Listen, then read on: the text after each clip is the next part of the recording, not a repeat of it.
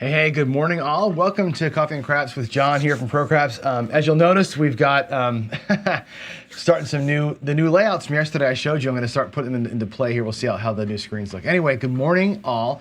I'm looking at some text here. Not So Freeman woke up to 12 inches of fresh snow in Denver. Our snow's gone. We had Seattle. We had crazy snow for like 2 weeks before Christmas. It was nuts. We don't get snow here that often. Like we get one small snowstorm a year.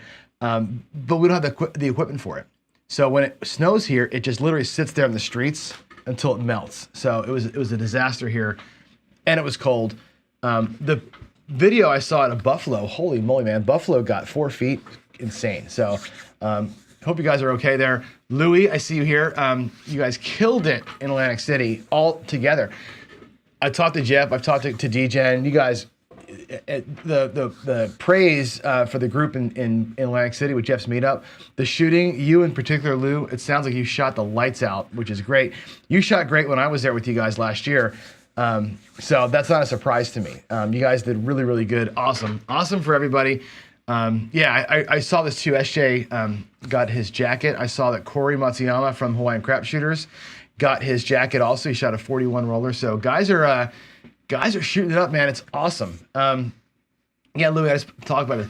You guys are crushing it over there. It's so much fun. I'm so talking about fear of missing out. I wish I could have been over there to do that with y'all. But I'll be out there in March. My dad's 80th birthday is in March. We're planning a trip to go see him, and they're in Jersey. So plan a trip out there for probably 4 days to a week, and we'll make sure we do another meetup in March. And I'll be there for this one and then can hang out with y'all again. Maybe it's a little smaller scale, but yeah, I can't wait to get out there. Buckeye, excellent run this morning. So let's talk about the roll this morning. Let's talk about that roll. Today's paycheck, paycheck hit $12,000. Good job to you as well. Let me show you the numbers here. Let me go to the other screen, and I'm going to show you really quick how the paycheck did today, because it's an important one for us to talk about. Look at the numbers here. We're at this thing as 3-1 today. Okay, 3-1. We're at $615 in profit, 12% over the course of a week, which is not good, right? You should be winning 10% per day, so I should be at 40% profit. The problem was yesterday we got destroyed. Awful rolling, very badly timed sevens. Just not a good day. We lost a ton, and I tried to ladder the loss, chase it up. Just nothing worked, right? One of those horrible days. Today, again, we started off in that same bad rhythm. It's like, we even changed the strategy a little bit to kind of be a little more productive, I think. And we couldn't catch it early. Then we caught a heater. I rolled a 35 roller at the end of the day, which got us about $2,200 in profit thereabouts. And I regressed. I profited like 2K, and I regressed all the way down to 160 and worked 160 up to another 4,000 in profit. We had 2,000 in the rack and 2,000 on the table, which is great. It proves something to me, right? That the mindset of a right side better, which is hang out, and then hit a home run, works when the home run comes, right? When you get the 35 roller, this strategy, and this is a scaled back version, right? The actual tier pressure that takes 6 rolls to hit would have tripled the profit today. It would have done way better than I did today. But I think scaling it back to be a little more safe is the way to go. And it does prove what I said early, which is on a hot roll, this is probably one of the best ways to play a super hot roll, because you're attacking it in multiple bets. You're looking at the inside bets here as a single bet, and press the single bet as you go. It's a lot like the perpetual press, right? The perpetual press's problem is that it comes back too high. This one just restarts. This one presses the inside, not every single hit, but every 3 hits. So it's a slower progression up. On a huge roll, you see how those bets got high really fast towards the end there. That's pretty awesome stuff. So I think this is a good one. It needs work. It needs some love. It's not there yet, but I see potential in this strategy. I see potential. So we'll do it again tomorrow. Today I'm going to talk about it more at the table here. I know Vince is doing a version of Waylon's Mind, which I think is fantastic. I've been watching that series now. I'll tell you, on all honesty, Vince, I tried it yesterday 3 times and went bankrupt 3 times with it. But again, the worst sequence of rolls you can imagine. I'd found every bad sequence and I bankrupted it. But the theory behind it is good. And I think that it can work given some time. So I'm going to play with it some more, and maybe next week or the week after that would be a good time to put that on Daily Paycheck and run it live with everybody here and see how it works. I'm going to work that a little bit with a higher starting point. It won't be bubble craps level. I'll do it at table level with a $5,000 bankroll.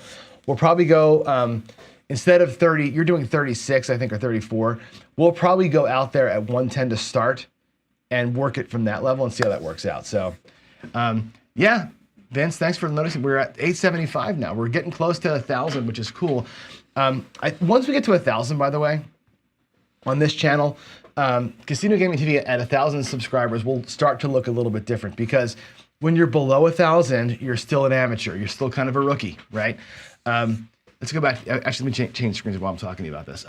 You're still kind of a rookie. Well, that's the wrong one. I want to go here. I want to show you the new look. There's that one. You're still kind of low when you're at 1,000 subscribers. When you hit the 1,000 number mark, you can make money on the ads, which is nice.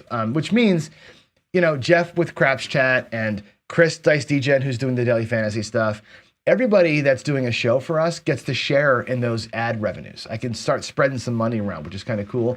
We can do some membership things. We can do other things with the channel at that level.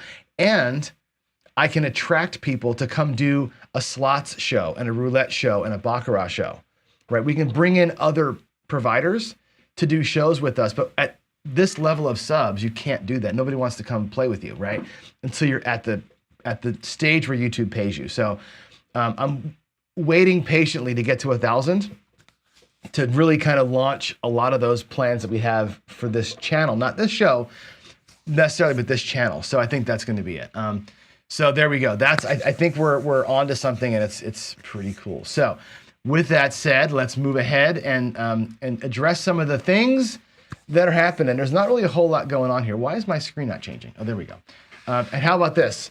We talked yesterday about the different looks of the screens. So this is the new Coffee and Craps look. I'll show you the Pro Craps look in a minute here. But yeah, I think when I'm full screen, like that, like this one here, where am I at? We'll do this full screen with the small coffee cup down below. And when we're into the talking bits, we'll do this here, the more framed look. I think that's kind of cool. So Mike and Avi in the audience, let me know what you think about this. I think this is a slicker look. It's a little more professional than we had before. It's a little less cartoony, I think. I kind of like it. So that's what we're going to do for a little bit. We'll see how this looks for the new year. Anyway, what's happening here? I didn't change the news at all because I just didn't. I want to just talk to you through some things. So Friday night fights, tomorrow night's Friday night fights. We need to decide who's going to play. We have the regular thing, would have been Jason, by the way, versus Leon. Now, we can do that if we want to, but we thought about maybe having the new year start with the current King of the Mountain is rolling again. Perhaps this Friday, tomorrow night, we do something crazy and, have a special, maybe like a Vince versus Nemo or a, so I want to see some craziness. Maybe this Friday we'll just do it New Year's special Friday Crazy Town kind of a thing. And we may, if I can figure out how to do it, drink enough, get the balls to do it, a little bit of karaoke on Friday night. What do you think about that? How some Zoom karaoke on Friday night? We'll see. We can raise some money, maybe have some crazy fun. It'd be kind of fun. All right. We had Mac on Monday. We had Mac yesterday. Mac and Chris photobombed the show yesterday, which was fantastic. Fun having them on there, getting the report from AC. The guys are crushing it. We already talked about that. They're doing so good over there. So I think it's going to be fun to have them back in person and get the full report. That'll be super cool. So I'm looking forward to getting that. Fireside Craps. I don't know when I'm going to do it next. We talked about doing it like opposite weeks of Jeff, right? Of the Craps chat. And boy, somebody in Discord gave me like 1,000 ideas for Fireside Craps to talk about. I spent yesterday a good probably an hour, 2 hours with Greg. We were playing out this strategy last night. Actually, we were playing it out and talking. And the more you talk to somebody like Greg, ideas just come, right? We talked about the idea of contentment last night. We were talking about it in a religious context, right? But really it boils down to the craps table and what does it mean to be content at a craps table with your gameplay. He and I can do a whole show on that and tell stories, and I think we're going to do that for sure. I also spent a lot of time. I'm not going to say with who, because it would spoil the surprise, but I spent a lot of time, probably about 2 hours thereabouts, on a Zoom call with one of our subscribers, somebody you all know very well, and somebody who I think you know what kind of person they are based on how they type in chat and how they type on the comments. Trust me, you don't know this person. I got to know them very, very well, and one of the smartest people I've ever talked to. And again, through the course of a 2-hour conversation, like 15 ideas come up for Fireside Craps episodes, and I'll give you one of them today. We're gonna talk. I'm gonna let loose one idea that we talked about today. We're gonna do it here at the table, and it was kind of the impetus for today's show, which is the getting started in your pressing. Okay, and he made a comment to me. It's a kind of a small comment, and I went, I never thought of it that way. And you kind of inherently know some of these things in your head, but you don't really put and go, oh, that's what that actually means when you see it in chips. So we're going to run something, not run, but I'm going to show you out here what he's talking about and what it means. So let's head to the table here in a little bit. And I'm going to show you what that looks like. It's a good lead into his Fireside Craps episodes. We'll probably do multiples of those, and we'll have Greg on maybe with him and whoever else can come join. Fireside Craps is going to literally be just faces. No table, no betting, no screen share. It's just going to be 2 or 3 people talking, because I want it to be the thing that'll work when you're walking your dog or driving your car. So you don't need to see anything. We're going to just talk. So should be pretty cool. Buckeye wants to know battle royale of the top 10 King of the Mountain. That would be actually pretty fun. We should figure out a way to do like a tournament at some point. King of the Mountain is what it is, right? It's like you beat the king and you're the king. There's no tournament that kind of brackets down, but I think at some point there could be like a King of the Mountain tournament of just the winners. So we'll think about it. Anyway, what else is happening here? Let's move in to the next screen. And here's the ProCrap screen. Like, see the big red view that you all liked yesterday? We'll do the big red view for some of this stuff here, for some of the craps talk. So we'll go back and forth between the coffee and craps brown look, the coffee look, and the ProCraps look. Now, I'm gonna put this out here again. And this is gonna drive us today, right? Be afraid of the numbers. Be afraid of the math. Okay? Be very afraid. This is real. These numbers have actually changed because this is about a week old now. I've thrown about another 400 or 500 rolls. But this is real, okay?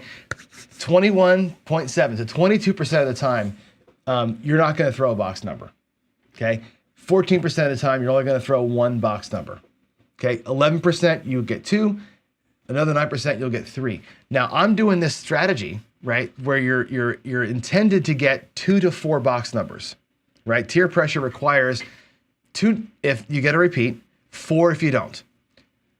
Do the math over here. 21 plus 14 is 35, plus 11, 46, plus 9 is 54, right? 53%, plus about 54% of the time, you don't get past roll 3 or hit 3. Did you see that this morning and yesterday in the daily paycheck? Of course we did, right? Over 50% of the time, you don't get 3 box hits, or 3 or less. So that's a bad number, and that's the best I can shoot. And I'm actually a little bit above random here. I'm a 6.4 SRR. I'm better than random on every single number out there, and even then, 50+% of the time, you don't get 3 box hits. Think about that, right? So when you make a strategy like I'm running up there, most of the time, I get crushed, right? We didn't get our hit. We're 1 hit away, and it's like, it feels, and I almost broke my stick today. I threw it so hard that one time when I got that PSO, because this is real. This is so real. So devising a strategy, that's why I said I want to find a unicorn. What's the unicorn that doesn't care about this number here, right? The Headless Horseman doesn't care about this. In these 54% scenarios, The Headless Horseman makes money in every one of those scenarios. That's why I love it. The problem is with the Horseman, after roll 3, after hit number 3, you tread water for too long. And that's the negative of the Horseman. You tread water after your 3rd roll. Tier pressure says if you can get to roll 4, we're going to go to the ceiling, right?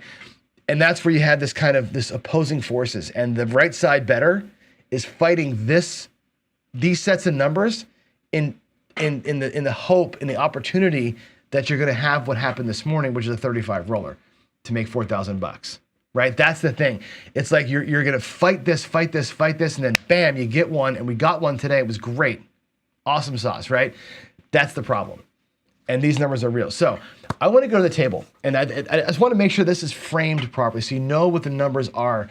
And as we build strategies, really keeping that in front of your mind. Like, oh shit, we got to make sure that we know that half the time we're going to lose whatever's out here in less than 3 rolls. Now, I want you to consider this. Coming in, barging in the front door, right? Or sneaking in the back as your betting strategy. Now, Vince, I'm so glad you're here today because you were giving me shit out there in the garage this morning about same bet, right? Versus me pressing, okay? I want to show you the differences out here, okay? I want to show you what it looks like, again, when you're pressing versus same betting and when you pull stuff back, okay? If you're going to come out swinging, if you're going to barge in the front door, right? You're going to start at your base bet. Today, we went out there at 640 across. Boom, start right at base. Just go at it and just hit it. I never backed into it, right? We're going to get even at some point. Who knows when it's going to be, but we're going to go right into the fight. Just come out like literally swinging for the fences, right? That's coming in the front door. Slipping in the back door, like a little bit of backdoor slide, like you're coming in after a drunken night or something like that. You're looking for a unicornish first phase, right? Some way to establish your base safely, right? You might waste a few rolls. You might be quote unquote behind the roll. I'm going to show you what it means to be quote unquote behind the roll today. And it's a safer play. The difference, how fast your bets accelerate, and if you're going to be in pucker mode or if you're going to have the adrenaline rush, right? 2 ways of playing the right side, okay? The third way is the same bet way, right? And the same bet, by the way, the wrong thing about same bet, that's where the house edge gets you. The house edge is based on the same bet. It's not based on the press, right? A hit and a press and a regress eliminates the house edge, right? It eliminates what you feel from the house edge. The house edge is still there, but eliminates its grip on you, if that makes sense, okay? So let's go back over here. And I want to show you what I mean by being delayed in the roll and what it means to catch it a little bit late, how to accelerate your bets. Let's go to the table and give me a second here to turn the light on. We'll walk over here and I'll show you. This is an eye opener, okay? And this is what the person that I spoke to the other day on Zoom said to me. He said, sorry, getting some coffee there. He said, it may not be a big deal to you to be behind the roll. And he said, here's what he said, you won't notice it on the first few hits. Like you just don't notice that you're behind the roll at all. It doesn't really matter. I say to him, it doesn't matter. If I regress from something, let's say that I go out here at, let's do this. I'm going to show you what I mean by this. And again, I'm going to formulate a scenario for you here. Okay. Let's do it like this. We'll do, I think 160 across is probably the right way. Maybe we'll do it at, no, 160 is the right number. Let's do it at 160, okay? Let's catch a couple of numbers. There's a 4, and I'm gonna do the wedge. I'm gonna run the wedge with you, okay? And so the wedge play is trying to get you to play sort of safe. And maybe the right level here is not this. Maybe the right level is 320. Let's go 320, because I think it's gonna tell the story better. Why the 2 hits is the thing. We'll go to 320 across. I'm going to formulate a couple of rolls, and we're going to see how this plays out. There's a 4 first. I just want to get like 3 rolls. There's a 6. That's great. We'll get one more number. I use red die for this one. Hopefully it's not a 7. It's another 4.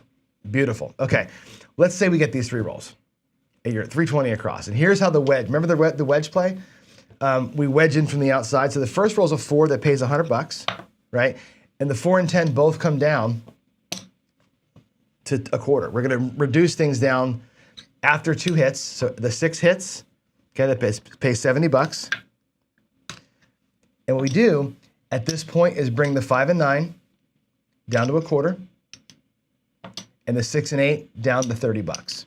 Okay, so we've taken 2 hits, and we're back at 160. We're at 160 across, and in our rack is 100, 200, come on, 320 bucks. We start with 320 across and $10.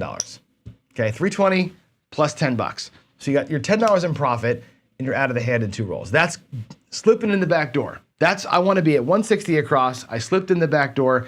I went out a little high. I regressed on a couple of rolls. It takes me 2 rolls to get to a $60 bet on the 6 and 8. That's what I wanted to show you, right? 2 rolls to get here, and I'm out of the hand, and I'm feeling pretty good about myself, okay? That is way 1. That's slipping in the back door. It takes 2 rolls to get where you want to be. So remember that. Remember that when I start the next demonstration here. That's an important thing to see. Now, let's take these out of the way. We saw how that worked. There it is. Let's look at bet acceleration through pressing. I think this is going to be the eye-opener. And please, please, for the sake of all that's holy, every one of you, do not say to anybody that John said you're allowed to press like a maniac, okay? It's going to look like I'm saying press like a maniac. I'm not saying press like a maniac, okay? I just want to show you what it means to say being 2 rolls behind, which we would right now with this bet be 2 rolls behind the game, okay? 2 rolls behind, let's say the 8 was the one that hit, right? 2 rolls behind. What does that mean when the guy says, you're not gonna feel that until the last 2 rolls? This is what he says. You won't feel this until the last 2 rolls. Now I'm gonna simulate something. We're gonna simulate for you this. I'm gonna put these white lammers out. 1, 2, 3, 4, 5, 6 hits, okay? Remember what I did last Friday? We did the do-it-yourself repeater bet, okay? And I said, well, boy, what happens? Can you replicate this, right? What if the 8 hits 6 times, right? 6 times on the 8 is the magic repeater number. It's tough to do, but let's turn these over so they look cool. Let's say that we hit it. I want to simulate hitting the repeater bet on the 8, all right? Player 1 in the front. Let's take this guy. He's going to be on the 8 from the get-go. He's going to burst in the front door. He's going to do a full press on this 8. He's going to go crazy town, okay? And I want you to watch the bet acceleration. We're going to collect only on roll 6, only after the 6th hit. That's the collection point, okay? Watch this. The 8 hits 1 time. We'll put him inside the bubble here. The 8 hits the first time. He wins 35 bucks, okay? He's gonna take a nickel and press it to $70, okay? The other player has not yet gotten in the game. We're gonna put him over here, okay? He's not yet even gotten in the game. That's hit number 1. Hit number 2 happens, okay? 70 or 60 pays, 70 bucks, okay? We're gonna take the 15 bucks, we're gonna take the greens and make them a black. Looks like 120. Okay, he's now at 120 after hit 2. The other guy has regressed. Okay, maybe the 8 has hit twice and whatever, and he's regressed, and now he's into the hand. Okay, so now on hit number 3, our second player is now in the game. He's at 30 bucks. He's going to start the same process, but he's 2 rolls behind the other guy. Okay, hit number 3 happens. Here's hit number 3. Okay, that pays 140. He's going to take the cap away. He's going to do a full press to 240.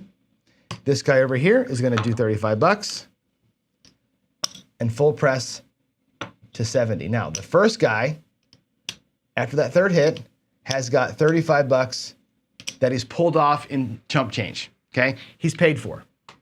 Takes him 3 hits. This bet now is quote unquote paid for. If I make that look like the green chips, you can see it. There's 35 bucks in his rack. He's now, after 3 hits, paid for and free and clear. And he's also at 240. The other guy here, he's only got his first hit, 70 bucks, $5 and change. Now, hit number 4 happens. Okay, 240, pays 280. Okay. Again, we steal the cap, the 40 bucks. We do a full press. Now it's at 480 bucks. He's at 480.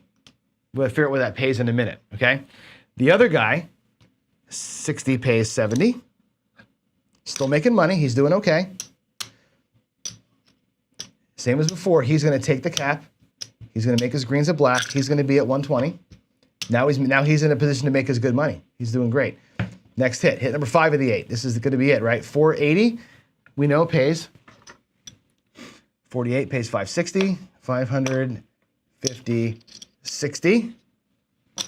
Beautiful, right? Now, again, if you're not at a small casino like mine, you can press this all the way up, okay? You can actually make this look like 900. You can go higher, but let's just be nice to the casino, make it 900 bucks, okay? I'm gonna pull back 140 bucks, okay? This could actually go to 1040 if you wanted to. We'll be nice. We'll be nice to our casino friends, and we'll take that as a black. We've got, look at this, we've got profit in the rack, right? He's doing pretty good over here. He's at 900 bucks on that 8. Over here, on that same hit, that 120 pays 140. Okay, and we pull the cap. We go up to 240. He's doing great, and this is, of course, pure profit. Is 35 bucks is purely profit. We'll make that look like a quarter. This is 35. Now the money shot, the 6th hit. This is the one. We go, oh, we hit the repeater. We're gonna take our money and come down, right? What happens here? 900 pays 1050 and down. Over here, 240 pays 280 and down. 280 and down. Look at the difference in money, right? When they say you're 2 rolls behind and you go, screw it, I'm safe. I came in here safe. I leaked in the back door. I took my 2 shots, right? And I'm not gonna press until I've regressed the number, right? So now you're 2 rolls behind. Look at the difference in money. He's got 400, here's 500, 555 bucks. Over here, we have 1, 2, 3, 1,500, 2,000, 100, and whatever this is, 2,160 bucks, right? And the difference is 2 rolls. The difference is when you come into the game, okay? There's no power pressing here. We were actually just minor pressing. We were just pulling back profit, the chump change every time. In 3 rolls, he paid for the bet, okay? In 6 rolls, he made 4 times what the other guy made. Isn't that interesting? 4 times the power on a full press versus the guy that came in only 2 rolls behind. I think that's fantastic. I think that's an interesting look at this thing. Now, we talked about being content, right? If you're okay with going 320 like we did, doing the wedge to get, burn those 2 rolls, and they could have both been 8s. You saw it today, hit the 8 repeater a couple times out there with a 5 or whatever it was. To be 2 rolls behind, if you're content with this being your ceiling, fine, right? Because you're safe. This 2 rolls represents this kind of safety valve, right? It represents a safety valve around the other piece of it, which is this. Let me get this going here. It represents, let me get this. Why is that not there? I want to be here. It represents keeping you safe in this mode, right? And I think that's an important thing to realize is that using 2 rolls to back into a play, this was never at risk. This was at risk the whole time. Until roll 4, he was really could lose money. This guy here could never lose money after the 2nd roll. He was good, right? I think it's interesting to consider the power of going in hot. Now, when do you go in hot? We talked about this yesterday, right? Do you come out of your gate? If I roll up to a casino with $5 grand, do I come right out here at 750 across and just boom, just start pressing like this guy did, right? Or is that the play that you make when you're already in profit? and take your short stack or your short-ish stack or your previously earned profits and then play this way with those. And that becomes a contentment issue, right? If I've won $160 in a previous round or off a previous shooter, and I come out at 160 and start pressing every number like this, my potential is a lot greater. My risk is at 0 because I'm using profit to do it versus just coming out of the gate and throwing it out here. This guy over here, even with profit, is going to come out here with a regression system that's going to cost him 2 rolls and $1,500 an opportunity. I think that's an interesting conversation to have. And again, it comes down to risk tolerance, right? That's the first thing. How much tolerant to risk am I? This play here is trying to get me through that second hit, right? This is trying to help me survive the second hit and get through it. So I think there's something for you to think about. And that was, again, the kind of title for today's video was about this idea of going in hot or sneaking in the back door, right? And again, how are you doing there? Are you coming home drunk, kicking in the front door and you know, breaking shit like the first guy did? Is that what you're doing? Or are you kind of, you know, get the key from underneath the mat, slip in the back door and sleep on the couch, right? That's kind of where this comes to, and how do you see it? So with that said, I typically have been a slip in the back door player, right? I like to play a little bit safer where I can, but now you see the difference in doing that. Let's look at what we did this morning. So this morning, my goal is this. My goal is 160 across, right? To play tier pressure. I want to play tier pressure from 160 or 130 or whatever it is, right? Whatever the goal happens to be, this is where I want to be, right? If I want to be here on 10 shooters, I got to bring $1,600. Yeah. This weekend, I brought $650 and I did this with $64 10 times, right? I ended up seeing about 20 shooters because I made $64 back a bunch of times and kind of treaded water in so doing. But this is right out of the rack doing that. Now, is it better to just come right out of the gate and do that? Or is it better to work into it?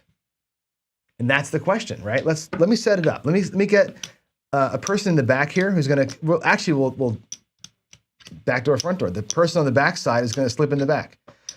He's going to do, I had it right the first time. He's going to slip in the back. He's going to come up here with the 320 across. He's going to take 2 rolls to get to where he's going to be. The other guy's just going to be there and start out playing it. I'm going to play the front guy as the guy kicking in the front door, full press. No, doesn't care at all. Doesn't care at all. Guy in the back is going to be more of a careful slip in the back door sort of thing. And let's give them both a $2,000 bankroll. I'm just going to put nickels up here for both guys so we can see them nice and clear. The guy in the back is at 320. So his nickel, he's going to get back 180. Okay. The guy in the front, I'll put that over here. The guy in the front is at 160. He takes a nickel and he's going to get back 340.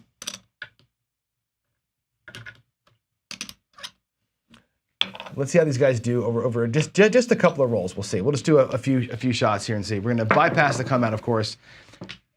Catch a point of 5, and we'll see, does it matter if you're 2 rolls down or not through the sequence? We'll do some. If I can avoid the 7, of course, the 7's going to be a difference maker for us, of course. But let's just see where we end up here. I'm going to keep the scary stats up there for you to see. There's an 8. Just trust me on the numbers here. I'm not trying to screw you. 4, 4, 8. Okay. So guy in the front, we know, is going to attack the front door. He's going to come in. He's going to take money back and full press it, bring back a nickel. Guy in the back on the 8 is going to get paid $70, which is awesome. Brings back the 4 and the 10. He's going to bring back basically that. Into his rack we go.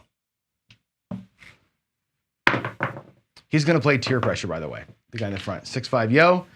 Nobody cares. Oh my God. Can you get up the horns, John? 2-1-3. 6-4-10. They're both going to play tier pressure. This guy's just going to start it right away. So his 10 pays 50. Oh, and I forgot, by the way, the guy in the back. Oh, he did reduce. He did reduce. He goes down to the quarter. His 10 down here also pays 50. And at the same time, he brings back his 5 and his 9 to a quarter each, and the 6 and 8 to a quarter each. Okay. He's not quite out of the hand, but he's close. Okay. He's brought back $310. So he's playing free and clear. Okay. The guy in the front here is not free and clear, but he's got 2 presses in out of the 4 hits he needs. This guy's at 0 hits. He's even in the hand. This guy's got his full 160 at risk still, but he's already past the first stage, or he's into the first stage at least, right? And there's a 10 repeater, so this is cool, right? $50 in here. That's his first press in tier pressure. This guy here at 75 gets paid 150, and he's actually out of it. He's done. There's 150 for that. He gets to come in here right now and take everything down, basically, and go with 110 inside press. We'll take a nickel from his rack. This is 110. He's bringing back 125. And now he's actually out of the hand. $15 or so aside, out of the hand. And he's pressed up on the inside. He's a full sequence ahead of the guy in the back. A full sequence ahead. He's into tier pressure, 1 full cycle. He just got his first press. He's just now on that 10, the first hit. And this guy here is running. They're both free and clear. He just paid for his whole spread, but he's at the second level. He's paid for his spread, and he's still fighting for level 1. And the acceleration is where I think the interesting piece of this is. 6 midnight. There's a 4-2-6. All right, we'll play it out. I need some more greens. All right, $35. Guy in the back takes back a nickel, makes it look like 70. Guy in the front has already pressed up, so his 70 becomes 140. Or 120 rather, 120. $10 change. 6 again. We get a repeater on the 6. So both guys finish their phase, right? Dude in the front, 140 on the 6. That's great. He immediately gets out of that first phase, right? That's pretty awesome. I'm going to reset him now. He's going to go from 220 to 330 inside. I'm going to take these down and say, hey, make it look like 330 inside. 100, 200. Let's see. Why am I jacked up there? Sorry. 1, 2. So basically, it's going to be a inside press of 110. What this ends up being. I'm going to get him right first, and then we'll move it in. Okay, he's pressed up to 330 inside. 4 and 10 are going to stay. He's bringing back $90 to the rack. He's bringing back profit. Dude in the back, same thing. His 60 is going to pay $70. And for him, that's his repeat. Okay, he can take these down and do his first 110 press. Another quarter come back. But look at the bet levels.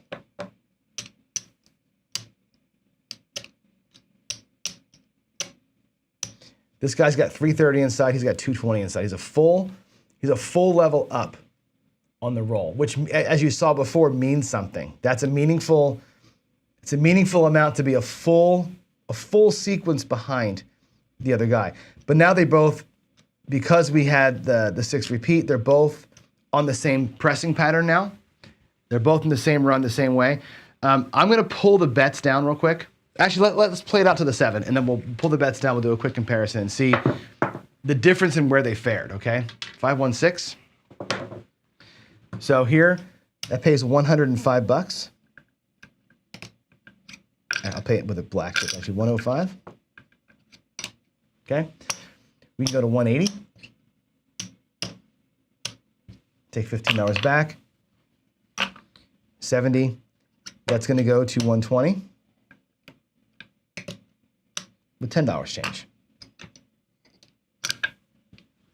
Oh, another 6. Nope, there's a 5. That's the point. Cool. Point hits, right? Pays 105. He's going to go to a straight up one. We'll make him look like 175 with change. He's going to go with $70.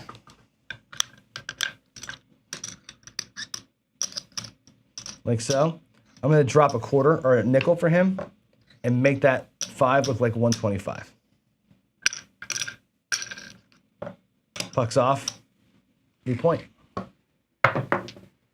Midnight. That's a midnight out of 10. I rolled it with my stick.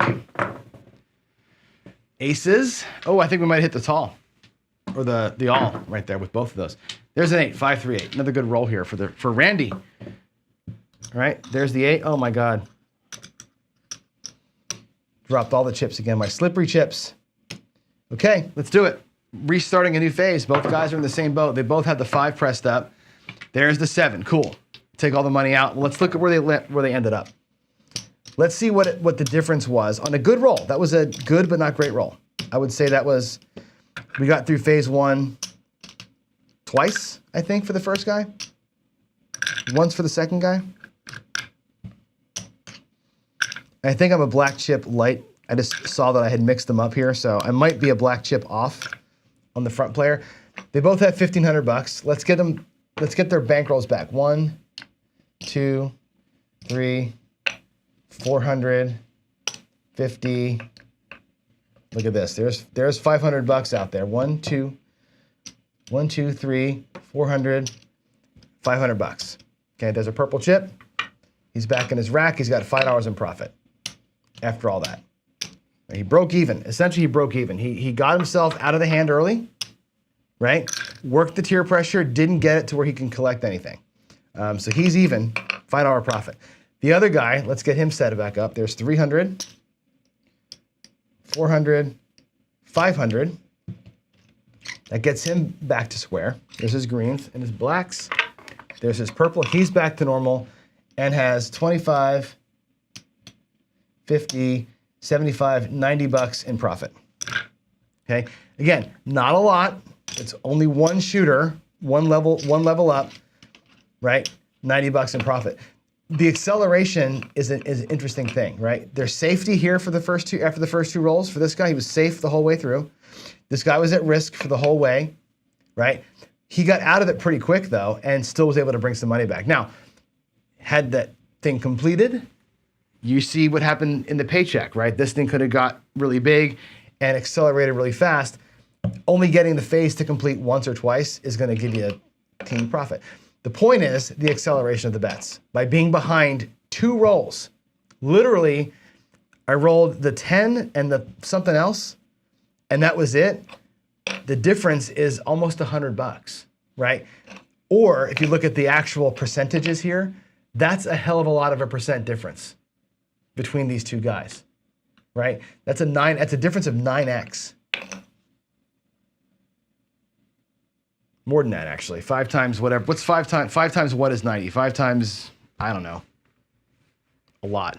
5 times 16 is 90, whatever the hell it is, right? Look at the difference. 2 rolls difference, right? One guy was safe, slipping into the back door. He took 2 shots, right? He embraced the idea that on the right-hand side, you're damn lucky to get 2 rolls. He embraced that and said, I'm gonna slip in the back and knowingly go ahead and allow myself to kind of be behind. The other guy said, screw it, I'm gonna go in and just attack it, and whatever happens, happens. We go way in there, and you know, God be with you, and he did better. There it is. So, let's go back to the main screen. Let's see, let's get back to here. And that's it. That's what I want to talk about. Let's see. Oh God, look at the delay. Why is even this camera so delayed? What the hell's happening here? Everything is just, wow. Sorry about that. I know that's off-putting, I guess, but I don't know what the hell's going on. Anyway, the Justice Gen, where do you get your craps accessories? If Casino Fever is sold out, Casino Supply. That's where I go. I go to casinosupply.com. Everything I own is from them. It's great. They're my favorite. All right, everybody's talking about the mind stretch. Yeah, you know what's funny? Talking to Waylon here. It's funny how strategies kind of run the course, right? Like the one was the thing for a hot minute. Now the mind is the thing for a minute. It's funny how these things take a life of their own. It's super interesting. All right. Let's see. Somebody's asking this. Let's see. I want to make sure I get this question right. So I'm looking at what Jen is at, and I know there's a weird delay. God, that delay is like ridiculously long. You're talking about the numbers, I'm guessing, Jen, here. This is my controls. Yeah, these are my controls. Let me go back to that screen so you can see it. Give me a second here to switch out. Golly, this is such a bad deal here. Why is that doing that? Yikes. There we go. Yeesh. Nope, I want this one. Sorry about that. God, look at the delay. I'm so sorry. What's happening? These numbers are for my controlled tosses. And let me actually go, let me switch screens completely. I'm going to switch to this screen over here. And give me a second to pull the numbers up for you. I want you to see this.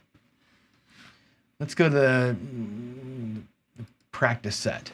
Okay, those numbers come from this set. It's going to take me a minute to get up. I go to the reporting screen.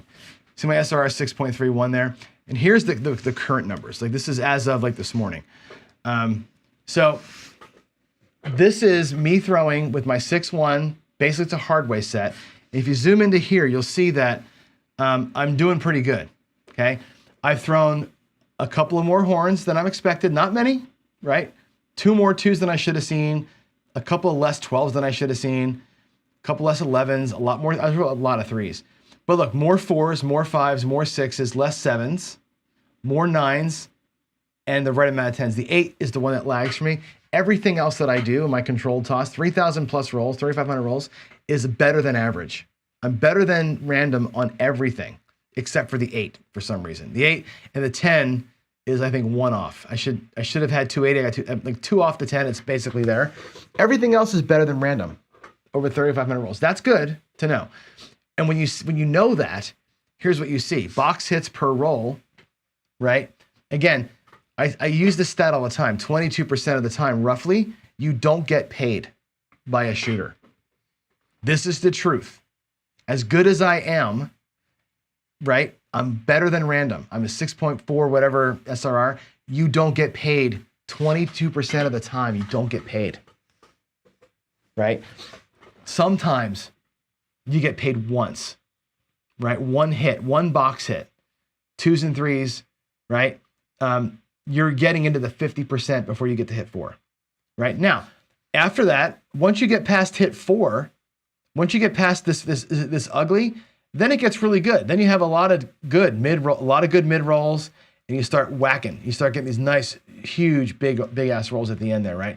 If you look at it from a roll count standpoint, just a pure count of rolls, right? 1 means a PSO. I mean, set the point and you're out. So about 11% of the time I'm PSOing, which is less than you expect. You should PSO 16% of the times. That's what you would expect to see. I'm 3% less than you should see on the PSO, yet you still watch it bite me in the ass every day, right? It's a thing.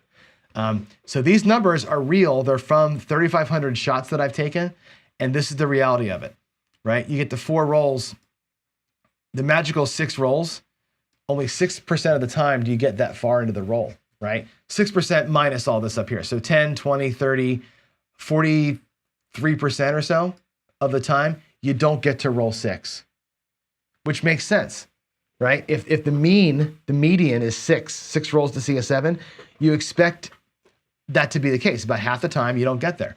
That's about perfect. A little bit less than half we are. So that's where the numbers come from. If you ever want to know where these things come from, that's where they are. And you can see my horn numbers are right. Look at that. The horn numbers are within 5 of where they should be.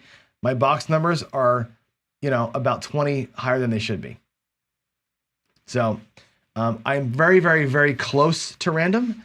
I don't think that having an SRR of, 6.31 means that you're Dominator or Alfredo. It's good, right? That 0.31 has a little bit of variance to it, that you can see. It's not actionable, but I think it does make these numbers the reality, and that's the truth. So that answers the question Jen was bringing up. That is the true, honest to God numbers. You got to be careful about that. Okay. And know that that's the thing. There you go. So TCS, when you play with me, bet the horn. I do throw. Now you saw the numbers, right? My horn numbers are actually where they should be with random, but it sure feels like I throw a lot of them. I throw a lot of horns. It just seems like they come a lot. So there it is. And Brian, you're right. My set is not optimal for box hits. You're exactly right. If I shot the same rolls with 4s on top instead of the 1s on top, the thickness of box numbers changes. I'm using the 1s and 6s as a test set. It's only there to collect the data. And I think, look at this, right? We're doing this kind of damage with a set that's not very good at getting box numbers, right? We're doing good with the wrong set. Again, I'm using the 1s and 6s as like black and white, essentially. Just, did I do it or not? So there it is. I think that's it. So there we go. I'm going to go back to the screen and we'll get out of here and say goodbye to you all. So back to the delay. I don't know what the fuck is going on with my camera. But anyway, y'all are awesome. Love y'all. Sorry for the camera weirdness. Thanks for being here. Thanks for being here for the Paycheck and for this show. And with that said, I'm going to reboot my computer and get the memory cleared out. But yeah, I'll see you later on. I might practice again tonight. And if not, I will see you in the morning. So have a good Thursday and we'll talk soon. God bless each and every one of you. Be safe. Bye.